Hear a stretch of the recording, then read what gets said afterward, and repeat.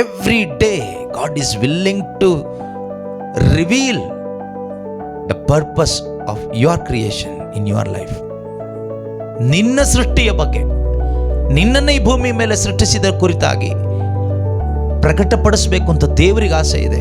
ಪ್ರತಿದಿನ ಅದಕ್ಕೋಸ್ಕರ ತಟ್ತಾನೆ ಇರ್ತಾರೆ. ನಾವು ದೇವರನ್ನ ತಟ್ಟೋದು ಯಾಕೆ ಅಂದರೆ ನಮ್ಮ ಆಸೆ ಆಕಾಂಕ್ಷೆಗಳನ್ನ ಈಡೇರಿಸ್ಕೊಳ್ಳಿಕ್ಕೆ ನಾವು ತಟ್ತಾ ಇರ್ತೀವಿ. ಆದರೆ ಇದು ಕಂಡು ಹಿಡಿದ್ರೆ ಇದೆಯಲ್ವಾ, ಅಥವಾ ಇದು ನಿಮಗೆ ಕಂಡುಕೊಂಡ್ರೆ ಇದೆಯಲ್ಲ, ಆವತ್ತೇ ನೀವು ನಿಜವಾಗ್ಲೂ ಪಾಸ್. ಹುಟ್ಟಿದ ದಿನ ತುಂಬ ಮಹತ್ವವಾದ ಒಂದು ದಿನ, ತುಂಬ ಸಂತೋಷಕರವಾದ ಒಂದು ದಿನ ಪ್ರತಿಯೊಬ್ಬರಿಗೂ ಕೂಡ, ಎಲ್ರಿಗೂ ಕೂಡ.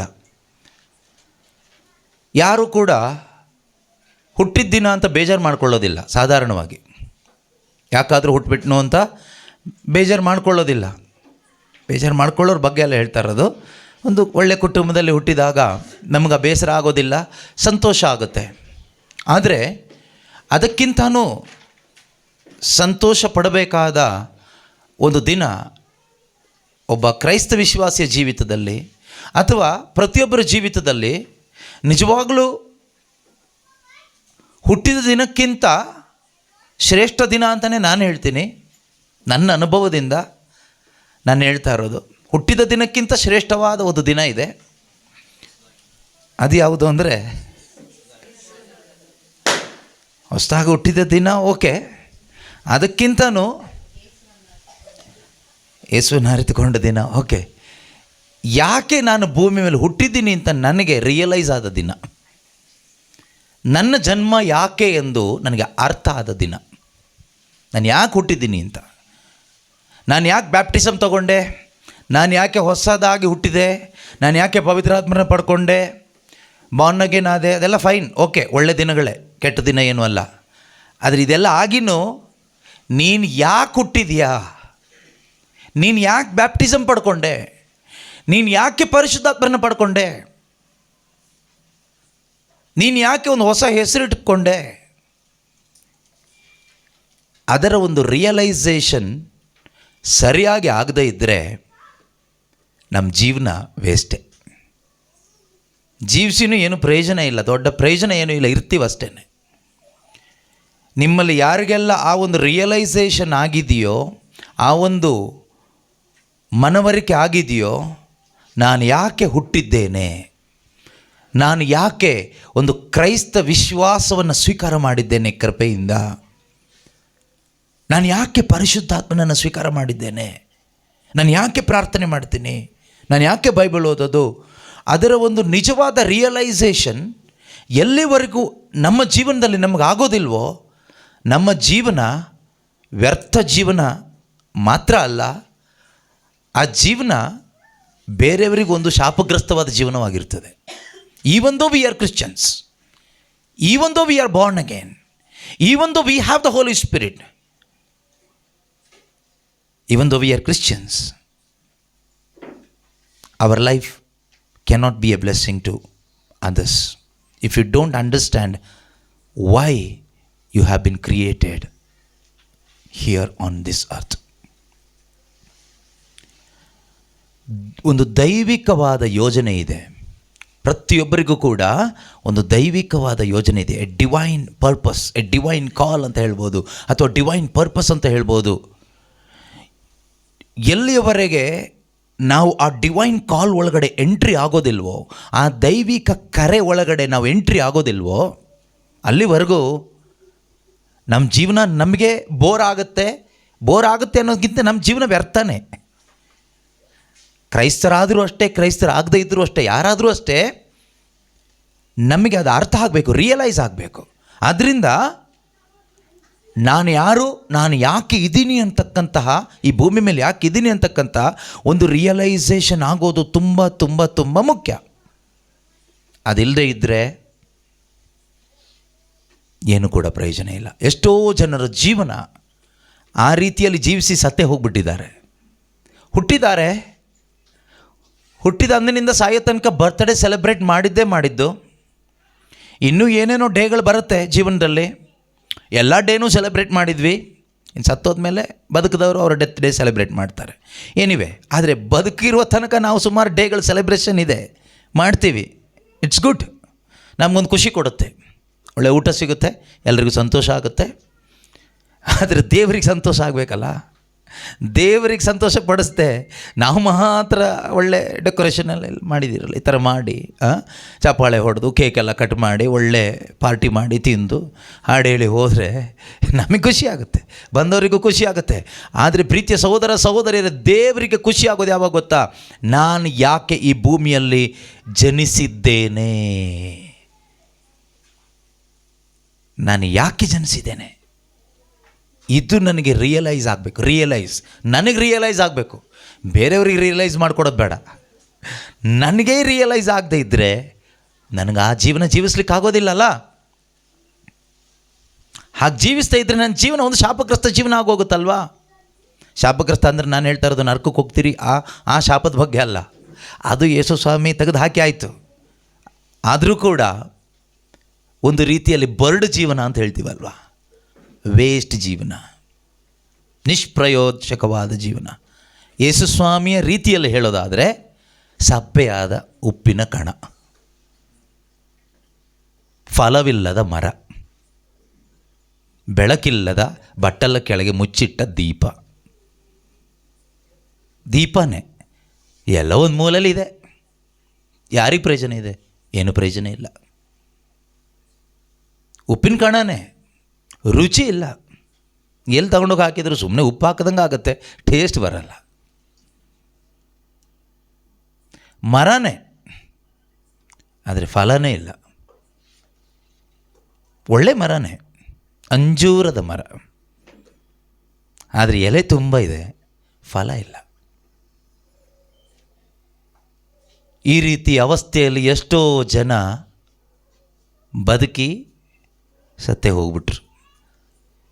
ದೇವರಿಗೆ ಕೋಟಿ ಕೋಟಿ ಸ್ತೋತ್ರ. ಸಾಯೋದಕ್ಕಿಂತ ಮುಂಚೆ ಈ ಸತ್ಯದ ಪ್ರಕಟಣೆಯನ್ನು ಪರಿಶುದ್ಧಾತ್ಮರು ನನಗೂ ನಿಮಗೂ ಆಲಿಸುತ್ತಿರುವ ಪ್ರತಿಯೊಬ್ಬರಿಗೂ ನೀಡ್ತಾ ಇದ್ದಾರೆ.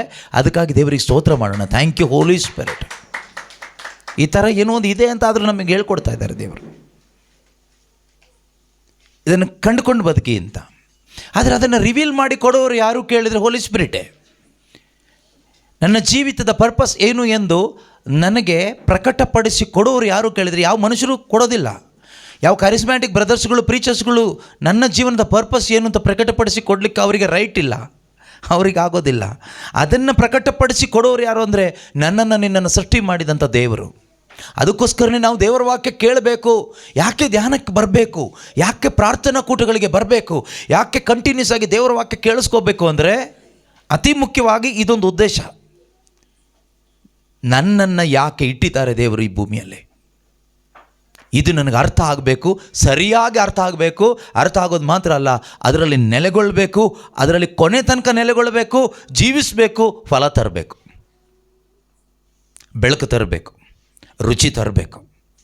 I must bring fourth fruit, I must release light and taste through my life. ಅದಿಲ್ಲದೆ ಇರೋ ಜೀವನನೇ ಶಾಪಗ್ರಸ್ತ ಜೀವನ.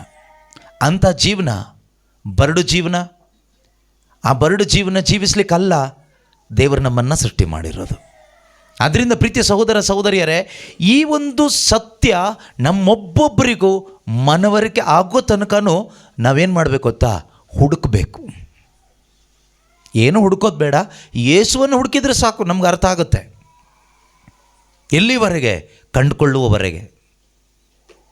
ನನ್ನ ಜೀವನದ ಉದ್ದೇಶ ಏನು ಎಂದು ನಾನು ಕಂಡುಕೊಳ್ಳುವವರೆಗೂ ನಾನು ಹುಡುಕಬೇಕು.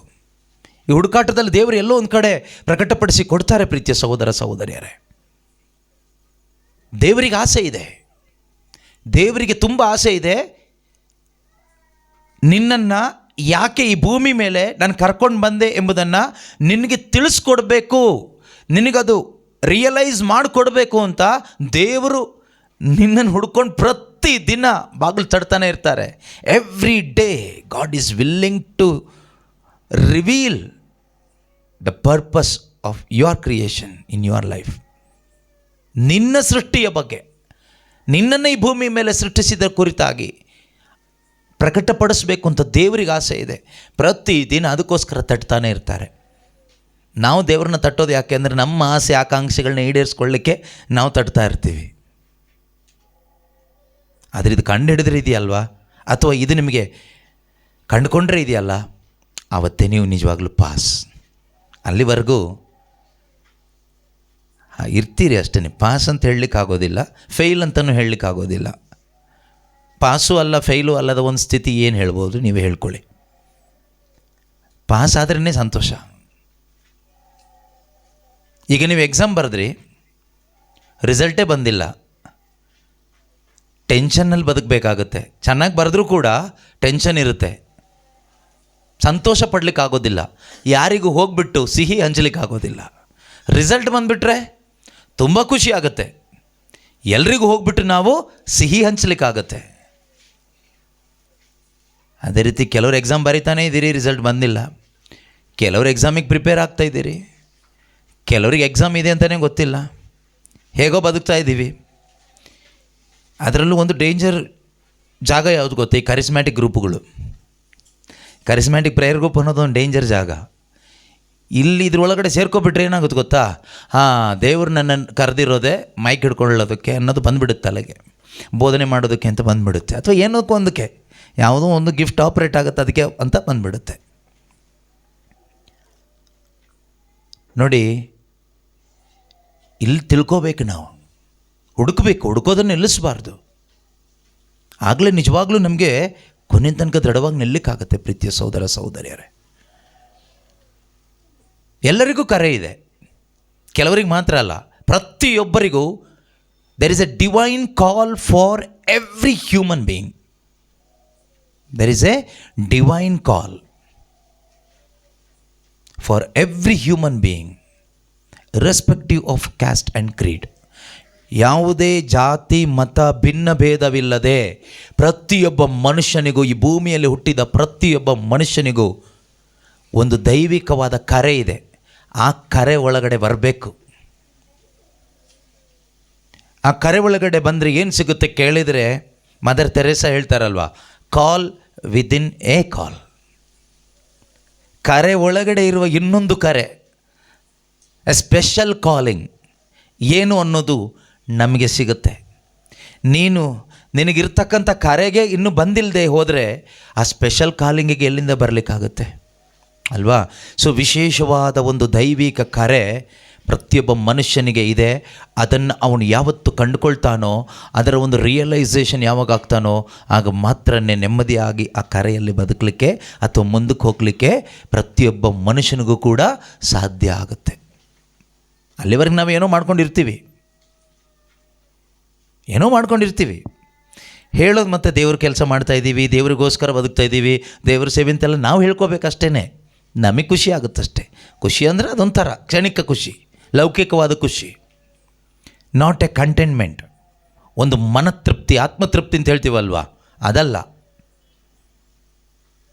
ಅದರಿಂದ ಇಟ್ಸ್ ವೆರಿ ಇಂಪಾರ್ಟೆಂಟ್, ತುಂಬ ಮುಖ್ಯ. ಅದು ನಮಗೆ ರಿಯಲೈಸ್ ಆಗಬೇಕಾಗಿರೋದು. ನೋಡಿ, ಮದರ್ ತೆರೇಸಾ ಕೂಡ ಅವರ ಜೀವಿತದಲ್ಲಿ ಪ್ರಾರಂಭದಿಂದ ಒಂದು ಒಳ್ಳೆಯ ಭಕ್ತಳಾಗಿದ್ಲು. ದೇವರಲ್ಲಿ ಭಯ ಭಕ್ತಿ ಇತ್ತು, ವಿಶ್ವಾಸ ಇತ್ತು. ಆ ವಿಶ್ವಾಸದ ಜೀವನವನ್ನು ಅವರು ಜೀವಿಸ್ತಾ ಇದ್ದಾಗ 12ನೇ ವರ್ಷದ ಒಂದು ಪ್ರಾಯದಲ್ಲಿ, 12 ಇಯರ್ಸ್, ಜುಲಿಟೆ ಎಷ್ಟು ವರ್ಷ? 12 ಎಕ್ಸಾಕ್ಟ್ಲಿ ಯುವರ್ ಟೈಮ್. ಓಕೆ, ಅವ್ರ ಮನಸ್ಸೊಳಗಡೆ ಪವಿತ್ರಾತ್ಮರೊಂದು ಆಸೆ ಕೊಟ್ಟರು. ಏನು ಆಸೆ ಕೊಟ್ಟರು ಗೊತ್ತಾ? ನೀನು ಕ್ರಿಸ್ತನ ಪ್ರೀತಿಯನ್ನು ಜಗತ್ತಿಗೆ ಸಾರಬೇಕು. You must spread the love of Christ to the whole world. ಜಗತ್ತಿಗೆ ಕ್ರಿಸ್ತನ ಪ್ರೀತಿ ಸಾರಬೇಕು ಅಂತ. ಹೇಗೆ ಏನು ಎಲ್ಲ ಇಲ್ಲ. ಕಥೋಲಿಕ ಕ್ರೈಸ್ತ ಕುಟುಂಬದಲ್ಲಿ ಹುಟ್ಟಿದ ಒಂದು ಮಗಳಾಗಿದ್ದರಿಂದ ಒಂದೇ ದಾರಿ ಅವ್ರಿಗೆ ಗೊತ್ತಿದ್ದಿದ್ದು, ಏನು? ಸಿಸ್ಟರ್ ಆಗಬೇಕು. ಗಂಡಸರಾಗಿದ್ದರೆ, ಗಂಡು ಮಕ್ಕಳಾಗಿದ್ದರೆ ಫಾದರ್ ಆಗಬೇಕು, ಅಷ್ಟೇ. ಬೇರೆ ದಾರಿ ಕಾಣೋದೇ ಇಲ್ಲ ಬಿಡಿ. ಏನಿವೆ,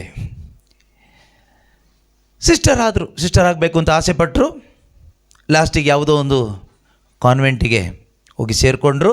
ತನ್ನ 18ನೇ ವರ್ಷದ ಪ್ರಾಯಕ್ಕೆ ಸಿಸ್ಟರ್ ಕೂಡ ಆದರು. ಸಿಸ್ಟರ್ ಆದಮೇಲೆ ಸಿಸ್ಟರಿಗೆ ಹೊಟ್ಟೆಪಾಡಿಗೆ ಬೇಕಲ್ವ, ಅವ್ರು ಸುಮ್ಮನೆ ಇಟ್ಕೊಳ್ಳೋದಿಲ್ವಲ್ಲ. ಅದಕ್ಕೆ ಒಂದು ಸ್ಕೂಲಲ್ಲಿ ಟೀಚಿಂಗಿಗೆ ಹಾಕಿದರು, ಟೀಚ್ ಮಾಡ್ಕೊಂಡಿರು ಅಂತ. ಕ್ರಿಸ್ತನ ಪ್ರೀತಿನ ಸಾರಬೇಕು ಅಂತ ದೇವರ ಒಂದು ಕರೆ ಅವರಿಗೆ ಸಿಕ್ತು. ಆದರೆ ಆ ಕರೆ ಇದಲ್ಲ ಅಂತ ಅವರಿಗೆ ಅರ್ಥ ಆಗ್ತಾ ಇದೆ. ನೋಡಿ, ಕರೆ ಸಿಕ್ಬಿಟ್ರೆ ನಾವು ರಾಂಗಾಗಿ ಹೋದ್ರೆ ನಮಗೆ ಗೊತ್ತಾಗ್ಬಿಡುತ್ತೆ. I am in wrong place, ನಾನು ತಪ್ಪಾದ ಸ್ಥಳದಲ್ಲಿದ್ದೇನೆ. ಸಿಸ್ಟರೇ ಆಗಿದ್ದು, ನನ್ನಾಗಿದ್ದರು, ತಪ್ಪೇನೂ ಇಲ್ಲ, ಒಳ್ಳೆ ಕೆಲಸನೇ, ಒಳ್ಳೆ ಸೇವೆನೇ. ಟೀಚಿಂಗ್ ಮಾಡೋದು, ಅಲ್ಲಿನ ಸುಪೀರಿಯರ್ಗೆ ವಿಧೇಯರಾಗಿ ಟೀಚ್ ಮಾಡೋದು ಒಳ್ಳೆ ಕೆಲಸನೇ, ವಿಧೇಯತೆಯನ್ನು ದೇವರು ಮೆಚ್ಚಿಸ್ತಾರೆ. But she is not satisfied. ಅವರಿಗೆ ತೃಪ್ತಿ ಇಲ್ಲ, ಆತ್ಮತೃಪ್ತಿ ಇಲ್ಲ, ಮನತೃಪ್ತಿ ಇಲ್ಲ.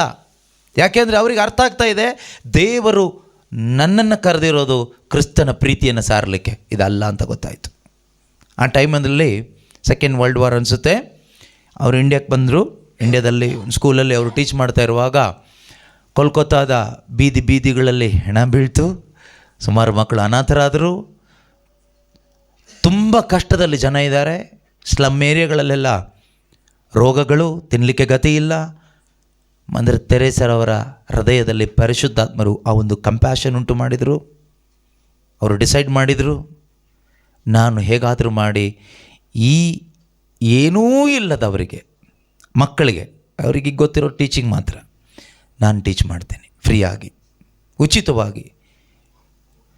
ಫೀಸ್ ಕಟ್ಟಲಿಕ್ಕೆ ಇಲ್ಲದೇ ಇರತಕ್ಕಂತಹ, ಅನಾಥರಾಗಿರ್ತಕ್ಕಂತಹ, ಬಡವರಾಗಿರ್ತಕ್ಕಂಥ ಮಕ್ಕಳನ್ನ ಎಲ್ಲೆಲ್ಲಿ ಸಿಗ್ತಾರೋ ಒಟ್ಟು ಹಾಕಿ ಓಪನ್ ಏರಲ್ಲಿ ದೇವರವರಿಗೆ ಕೊಟ್ಟಂತಹ ಆ ಒಂದು ಟ್ಯಾಲೆಂಟನ್ನು ಉಪಯೋಗಿಸಿ ಟೀಚಿಂಗ್ ಶುರು ಮಾಡಿದರು. ಆಗ ದೇವರು ಮುಂದಕ್ಕೆ ಕರ್ಕೊಂಡೋಗಿ ಅವರನ್ನು ಕುಷ್ಠರೋಗಿಗಳ ಸೇವೆಗೆ, ಯಾರೂ ಇಲ್ಲದವರ ಸೇವೆ ಮಾಡಲಿಕ್ಕೆ ಮಿಷನರೀಸ್ ಆಫ್ ಚಾರಿಟಿ ಎಂಬ ಒಂದು ಸಂಸ್ಥೆಯನ್ನು ಸ್ಥಾಪನೆ ಮಾಡಲಿಕ್ಕೆ ಆಲೋಚನೆ ಕೊಟ್ಟು ಸ್ಥಾಪನೆ ಮಾಡಿ, ದೇವರು ಅವರಿಗೆ ಕೊಟ್ಟಂಥ ಆ ದೈವಿ ಕರೆ, ಕಾಲ್ ವಿತಿನ್ ಎ ಕಾಲ್, ಅದನ್ನು ಅವರು ಕಂಪ್ಲೀಟಾಗಿ ಮುಗಿಸಿ ಹೋದರು. ಕ್ರಿಸ್ತ ಯೇಸುವಿನ ಪ್ರೀತಿಯನ್ನು ಈ ರೀತಿಯಲ್ಲಿ ಮೈಕಿಡ್ಕೊಂಡು ಪ್ರಚಾರ ಮಾಡಲಿಲ್ಲ. ಬದಲಾಗಿ ತನ್ನ ಸುಖವನ್ನು, ಸಂತೋಷವನ್ನು ದೀನದಲಿತರಿಗಾಗಿ, ರೋಗಿಗಳಿಗಾಗಿ, ಯಾರೂ ಇಲ್ಲದವರಿಗಾಗಿ ತನ್ನ ಸುಖವನ್ನು, ತನ್ನ ಎಲ್ಲವನ್ನು ಸವಸಿದರು. ಯಾವುದೇ ಪ್ರತಿಫಲ ಅವರಿಂದ ಅಪೇಕ್ಷಿಸದೆ ಅಥವಾ ಯಾರಿಂದಲೂ ಅಪೇಕ್ಷಿಸದೆ. ದಟ್ ವಾಸ್ ಹರ್ ಕಾಲ್. ಅದು ಆಕೆಯ ಕರೆಯಾಗಿತ್ತು. ಅದೇ ರೀತಿಯಲ್ಲಿ ಪ್ರೀತಿಯ ಸಹೋದರ ಸಹೋದರಿಯರೇ, ನಾವು ಕಂಡುಕೋಬೇಕು, ನನ್ನ ಕರೆ ಏನು, ಈ ಭೂಮಿಯಲ್ಲಿ ನಾನು ಯಾಕಿದ್ದೀನಿ. ಯಾವುದೋ ಒಂದು ಪ್ರೇಯರ್ ಗ್ರೂಪಿಗೆ ಸೇರಿಕೊಂಡು ಒಂದು ಸ್ವಲ್ಪ ಮಧ್ಯಸ್ಥಿಕೆ ಮಾಡ್ಕೊಂಡು ಕಾಲ ಕಳ್ಕೊಂಡು ಹೋಗ್ಲಿಕ್ಕಾ, ಅಥವಾ ಎಲ್ಲೋ ಒಂದು ಸ್ವಲ್ಪ ಪ್ರೇಯರ್ ಗ್ರೂಪಿಗೆ ಸೇರಿಕೊಂಡು ನಮ್ಮ ಕೀಬೋರ್ಡೆಲ್ಲ ಬಾರಿಸ್ತಾರಲ್ಲ, ಕೀಬೋರ್ಡ್ ಬಾರಿಸ್ಕೊಂಡು ಹೋಗ್ಲಿಕ್ಕಾ, ಅಥವಾ ಪ್ರೀಚಿಂಗ್ ಮಾಡ್ಕೊಂಡು ಹೋಗ್ಲಿಕ್ಕಾ? ಖಂಡಿತ ಆಗಿರೋದಿಲ್ಲ.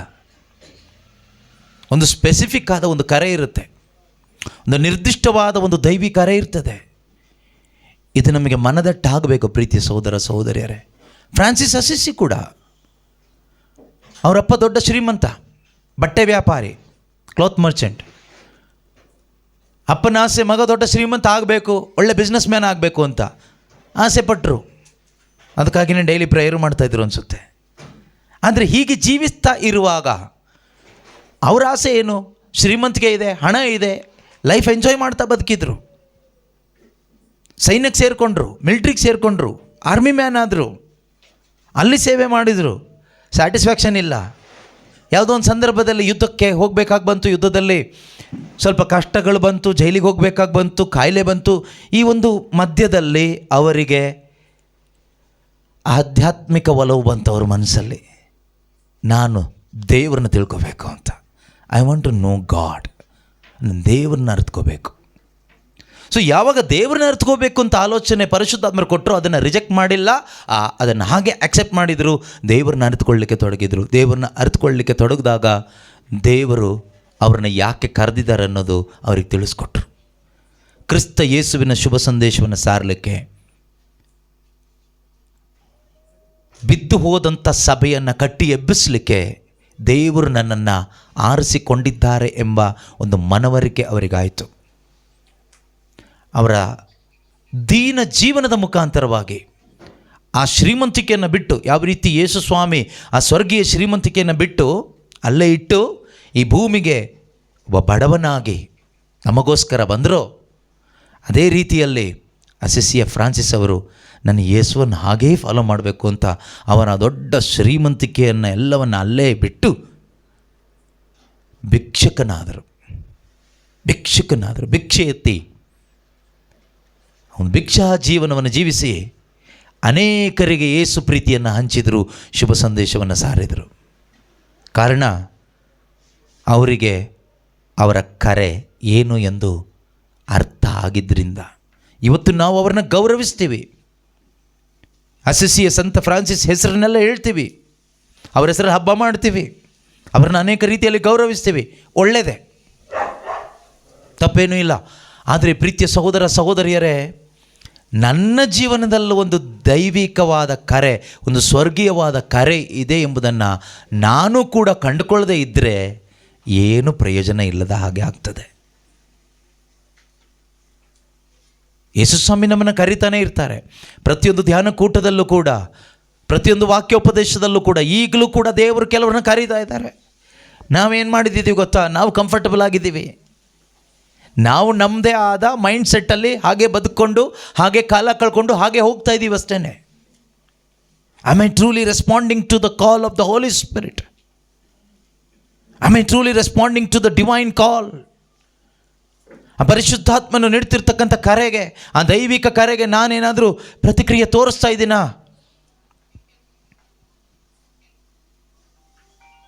ಕರೀತಾರೆ ದೇವರು, ಈಗಲೂ ಕೂಡ ಕರೀತಾ ಇದ್ದಾರೆ.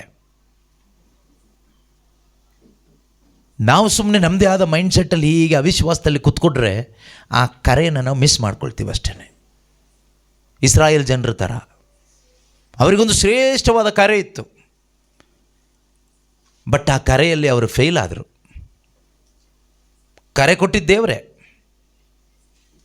ಫೇಲ್ ಆಗೋದ್ರು. ಅದೇ ರೀತಿ ಪೌಲನಿಗೆ ದೇವರ ಕರೆ ಸಿಕ್ತು.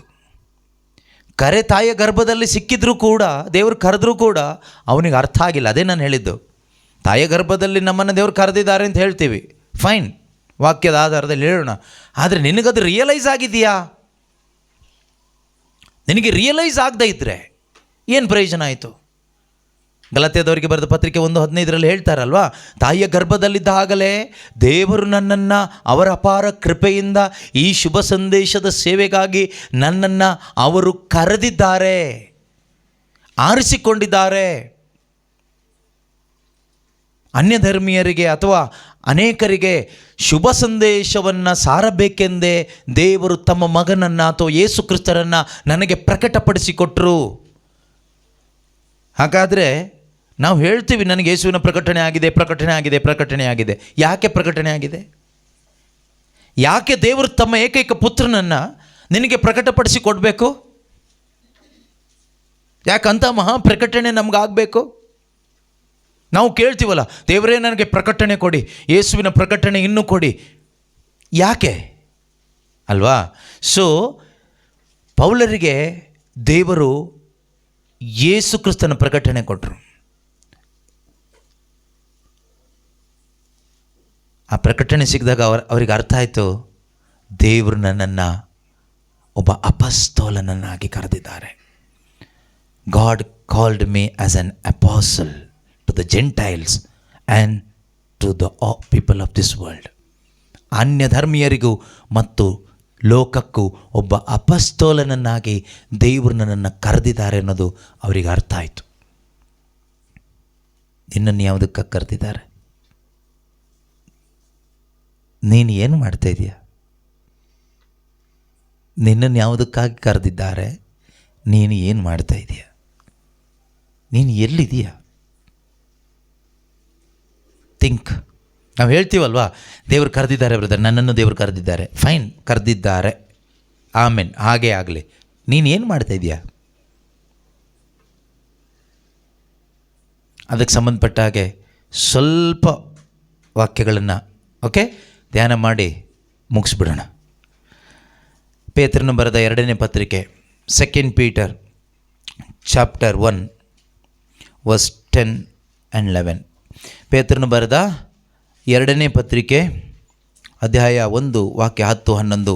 ಸಹೋದರರೇ, ನೀವು ದೇವರಿಂದ ಕರೆ ಹೊಂದಿದವರು. This is talking about universal call, ಸಾರ್ವತ್ರಿಕವಾದ ಒಂದು ಕರೆ, ಎಲ್ಲ ವಿಶ್ವಾಸಿಗಳಿಗೂ ಇರತಕ್ಕಂಥ ಕರೆ. ಅದರ ಬಗ್ಗೆ ಮಾತ್ರ ಇಲ್ಲಿ ಬರೆದಿರೋದು. ಇದು ಆ ಕರೆಗೆ ಮಾತ್ರ ಅಲ್ಲ, ಸ್ಪೆಷಲ್ ಕಾಲಿಂಗ್ ಇರುತ್ತಲ್ಲ ಅದಕ್ಕೂ ಅಪ್ಲಿಕೇಬಲ್ ಆಗುತ್ತೆ. ಅದರಿಂದ ಇದಕ್ಕೆ ಮಾತ್ರ ಅಂತ ತಗೋಬೇಡಿ. ಈ ವಾಕ್ಯವನ್ನು ನಾವು ತೆಗೆದುಕೊಳ್ಳೋಣ. ಸಹೋದರರೇ, ನೀವು ದೇವರಿಂದ ಕರೆ ಹೊಂದಿದವರು. ನಾವು ಯಾರಿಂದ ಕರೆ ಹೊಂದಿದವರು? ಯಾರಿಂದ ಆಯ್ಕೆಯಾದವರು?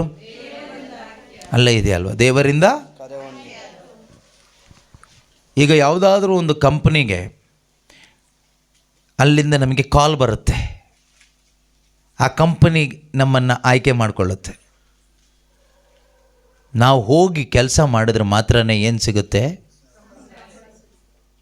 ನನಗೆ ಫಾರಿನಲ್ಲಿ ಇಂತಿಂಥ ಕಂಪ್ನಿಯಿಂದ ಕರೆ ಬಂದಿತ್ತು ಅಂತ ಊರು ತುಂಬ ಹೇಳ್ಕೊಳ್ಳೋದ್ರಿಂದ ಏನಾದರೂ ಸಿಗುತ್ತಾ? ಸಂಬಳ ಸಿಗುತ್ತಾ? ಹಾಂ. ಯಾಕೆ ಅನೇಕ ಆಶೀರ್ವಾದಗಳು ನಮ್ಮ ಜೀವನದಲ್ಲಿ ಮಿಸ್ ಆಗ್ತಾಯಿದೆ ಅಂದರೆ ಇದಕ್ಕೇನೆ. ಅದು ಭೌತಿಕ ಇರ್ಬೋದು, ಆಧ್ಯಾತ್ಮಿಕ ಇರ್ಬೋದು. ಭೌತಿಕ ಬಿಡಿ, ಅದೇ ನೀತಿವಂತರಿಗೂ ಅನೀತಿವಂತರಿಗೂ ಸಿಗುತ್ತೆ. ಅದು ನಷ್ಟ ಆದರೂ ಏನೂ ಪ್ರಾಬ್ಲಮ್ ಇಲ್ಲ, ಆಯಿತಾ? ಆದರೆ ಆಧ್ಯಾತ್ಮಿಕ ಆಶೀರ್ವಾದಗಳು ಯೇಸು ಕ್ರಿಸ್ತನಲ್ಲಿ ಇಟ್ಟಿರ್ತಕ್ಕಂಥದ್ದು ಒಂದು ನಷ್ಟ ಆದರೂ ಅದು ದೊಡ್ಡ ನಷ್ಟನೇ. ಭೌತಿಕ ಆಶೀರ್ವಾದ ಪೂರ್ತಿ ನಷ್ಟ ಆದರೂ ಏನು ನಷ್ಟ ಆಗಲ್ಲ. ಆದರೆ ಯೇಸು ಕ್ರಿಸ್ತನಲ್ಲಿ ಇಟ್ಟಿರ್ತಕ್ಕಂಥ ಆಧ್ಯಾತ್ಮಿಕ ಆಶೀರ್ವಾದಗಳಲ್ಲಿ ಒಂದು ಕಳ್ಕೋಬಾರ್ದು. ನಮ್ಮಲ್ಲಿ ಎಷ್ಟೋ ಜನ ಕ್ರೈಸ್ತ ವಿಶ್ವಾಸಿಗಳು ಅದರಲ್ಲಿ ಒಂದೂ ಅನುಭವಿಸದೆ ಬದುಕ್ತಾ ಇದ್ದಾರೆ ಇವತ್ತು. ಹೇಳ್ಕೊಳ್ಳಿಕ್ಕೆ ಕ್ರೈಸ್ತ ವಿಶ್ವಾಸಿಗಳು ಒಂದೇ ಒಂದು ಬ್ಲೆಸ್ಸಿಂಗ್ ಕೂಡ, ಸ್ಪಿರಿಚುವಲ್ ಬ್ಲೆಸ್ಸಿಂಗ್.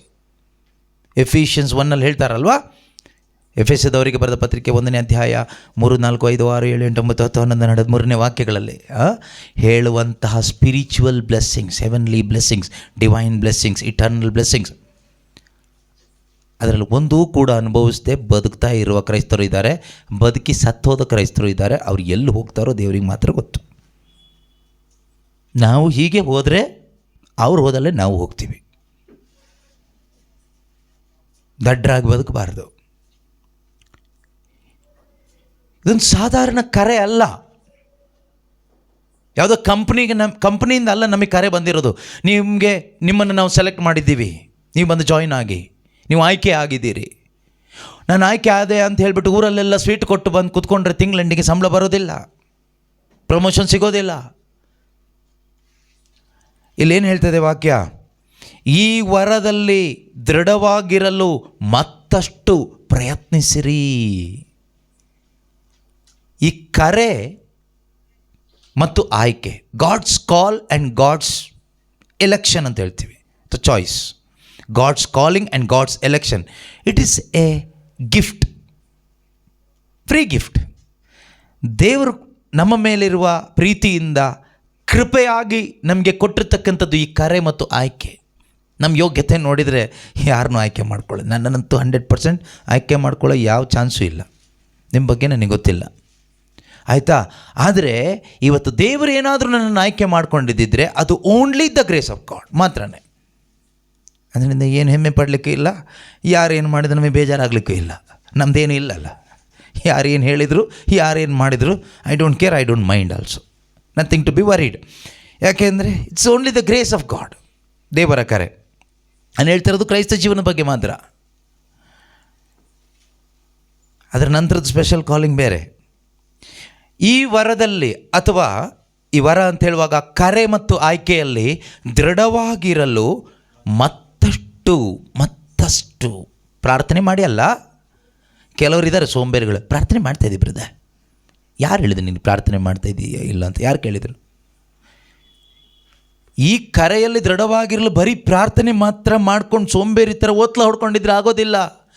ಏನೇನೆಲ್ಲ ಮಾಡಬೇಕು ಅಂತ ದೇವರು ಹೇಳಿದರು ಅಲ್ಲಿ ಮೇಲಿನ ವಾಕ್ಯದಲ್ಲಿ ಸುಮಾರು ಕೆಲಸಗಳಿದೆ, ಅದೆಲ್ಲ ಮಾಡಬೇಕು.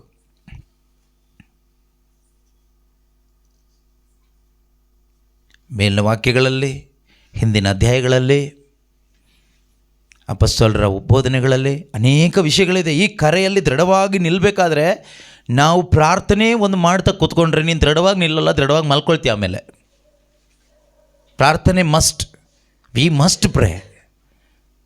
ಪ್ರಾರ್ಥನೆ ಬೇಡ ಅಂತಲ್ಲ, I am not ignoring, but along with that prayer we must do so many other things also. ಅದು ಈ ಬೈಬಲ್ ಪುಸ್ತಕದಲ್ಲಿದೆ, ಬೈಬಲ್ ತೆಗೆದು ಓದಿ ನೋಡಿ, ಅಥವಾ ಪೇತ್ರರು ಬರೆದಂಥ ಪತ್ರಿಕೆಯನ್ನು ಸ್ವಲ್ಪ ಓದಿ ಧ್ಯಾನ ಮಾಡಿ ಏನೆಲ್ಲ ಇದೆ ಅಂತ. ಈ ಕರೆಯಲ್ಲಿ ನಾನು ದೃಢವಾಗಿ ನಿಲ್ಲಬೇಕಾದ್ರೆ ಏನೆಲ್ಲ ಮಾಡಬೇಕು ಅಂತ. ಎಫೆಸದವರಿಗೆ ಬರೆದ ಪತ್ರಿಕೆಯಲ್ಲೂ ಇದೆ. 4ನೇ ಅಧ್ಯಾಯದಲ್ಲಿ 1ನೇ ವಾಕ್ಯದಲ್ಲಿ ಏನು ಹೇಳ್ತಾರೆ? ಆ ದೇವರ ಕರೆಗೆ ಅನುಗುಣವಾಗಿ ಯೋಗ್ಯ ಬಾಳ್ವೆಯನ್ನು ನಡೆಸಿರಿ. ನಿನಗೊಂದು ದೇವರ ಕರೆ ಸಿಕ್ಕಿದೆ. ಫಾರ್ ಎಕ್ಸಾಂಪಲ್, ಲೋಕದ ಇದರಲ್ಲಿ ಹೇಳೋದಾದರೆ, ನೀನೊಂದು ಗಂಡ ಆಗಿದೆಯಾ, ನೀನು ಗಂಡನಾಗಿ ಬದುಕು ಹೆಂಡತಿಗೆ. ನೀನೊಬ್ಬ ತಂದೆ ಆಗಿದೆಯಾ ಅಥವಾ ತಾಯಿ ಆಗಿದೆಯಾ, ಅದರಲ್ಲಿ ನೀನು ನಂಬಿಕಸ್ಥಳಾಗಿ ಬದುಕು. ಅದೇ ರೀತಿಯಲ್ಲಿ ನಿಮಗೆ ಏನು ಈ ಲೋಕದಲ್ಲಿ ಒಂದು ಕೆಲಸ ಕಾರ್ಯ ಇದೆಯೋ, ಒಂದು ಡಾಕ್ಟರ್ ಇರ್ಬೋದು, ನರ್ಸ್ ಇರ್ಬೋದು, ಆಫೀಸಲ್ಲಿರ್ಬೋದು, ಇಂಜಿನಿಯರ್ ಇರ್ಬೋದು, ಯಾರೇ ಆಗಿರ್ಬೋದು, ಈ ಲೋಕದಲ್ಲಿ ಒಂದು ಕೆಲಸ ನಿನಗೇನಿದೆಯೋ ಅದಕ್ಕೆ ಯೋಗ್ಯವಾದ ಬಾಳ್ವೆ ನೀನು ಬಾಳಬೇಕು. ನೀನೊಬ್ಬ ಡ್ರೈವರ್, ನೀನು ಚೆನ್ನಾಗಿ ನಿದ್ದೆ ಮಾಡಿ ಗಾಡಿ ಓಡಿಸ್ಬೇಕು. ನೀನು 24 ಗಂಟೆ ಸಿನಿಮಾ ನೋಡ್ತಾ ಕೂತ್ಕೊಂಡು, ಎಣ್ಣೆ ಹೊಡ್ತಾ ಕೂತ್ಕೊಂಡು, ಈಗ ನಾನು ಡ್ರೈವಿಂಗ್ ಸೀಟಲ್ಲಿ ಕೂತ್ಕೊಂಡು ಡ್ರೈವಿಂಗ್ ಮಾಡಬೇಕು ನೈಟಲ್ಲ ಅಂತ ಡ್ರೈವಿಂಗ್ ಮಾಡಿದರೆ ಏನಾಗುತ್ತೆ? ಪ್ಯಾಸೆಂಜರೆಲ್ಲ ಸತ್ತೋಗ್ತಾರೆ. ಅದು ಅಯೋಗ್ಯವಾದ ಕೆಲಸ ಮಾಡ್ದಂಗೆ ಆಯಿತು. ಅದೇ ರೀತಿಯಲ್ಲಿ ಪ್ರತಿಯೊಂದು ವಿಷಯದಲ್ಲೂ, ಲೋಕದ ವಿಷಯದಲ್ಲಿ ಯಾವುದೇ ತೆಗೆದುಕೊಳ್ಳಿ, ನಮ್ಮ ಆಧ್ಯಾತ್ಮಿಕ ಜೀವಿತದಲ್ಲೂ ವಿಶ್ವಾಸದ ಜೀವಿತದಲ್ಲೂ ಆ ವಾಕ್ಯ ಓದಿ ನೋಡೋಣ. ಕರೆಗೆ ಯೋಗ್ಯವಾದ ಹೇಗೆ ನಡೆಸಬೇಕು ಅನ್ನೋದು ಮುಂದಿನ ವಾಕ್ಯಗಳಿದೆ. ಯಾವಾಗಲೂ ಬೇಡ ಅದೆಲ್ಲ ಬೇಡ, ಅದಕ್ಕೆ ಟೈಮ್ ಇಲ್ಲ, ಅಲ್ಲಿಗೆ ಹೋಗಲ್ಲ ಈಗ. ಜಸ್ಟ್ ಇಂಟ್ರೊಡಕ್ಷನ್ ಅಷ್ಟೇ. ಒಂದು ಕರೆ ಇದೆ ಅಂತ ನಮಗೆ ಗೊತ್ತಾಗಬೇಕು. ಈ ಕರೆಗೆ ಬಂದಿದ್ದೀರಾ, ಹೊರಗಡೆ ಇದ್ದೀರಾ ಅಂತ ಗೊತ್ತಾಗಬೇಕು. ಅಥವಾ ಬಂದಿದ್ದೀನಿ ಅಂತ ತಿಳ್ಕೊಂಡು ದೊಡ್ಡ ಮರ ಮಾತ್ರ ಇದೆ, ಫಲ ಇಲ್ಲದೆ ಇದೇನು ಪ್ರಯೋಜನ ಇಲ್ಲ. Jesus the living word ministry ದೊಡ್ಡ ಮರದ ಥರ ಎಲೆ ಮಾತ್ರ ಇದೇನು ಪ್ರಯೋಜನ? ಫಲ ಇಲ್ಲ ಅಂದರೆ ಹೇಳ್ಕೊಂಡು ಏನು ಪ್ರಯೋಜನ ಅಲ್ವ? ಅದಾಗಬಾರ್ದು. ಸೊ ಪೇತ್ರನ ಬರೆದ ಪತ್ರಿಕೆಗೆ ಬನ್ನಿ. ಮತ್ತಷ್ಟು ದೃಢವಾಗಿರಲು ಮತ್ತಷ್ಟು ಪ್ರಯತ್ನಿಸಿರಿ, ಹೀಗೆ ಮಾಡಿದರೆ ನೀವು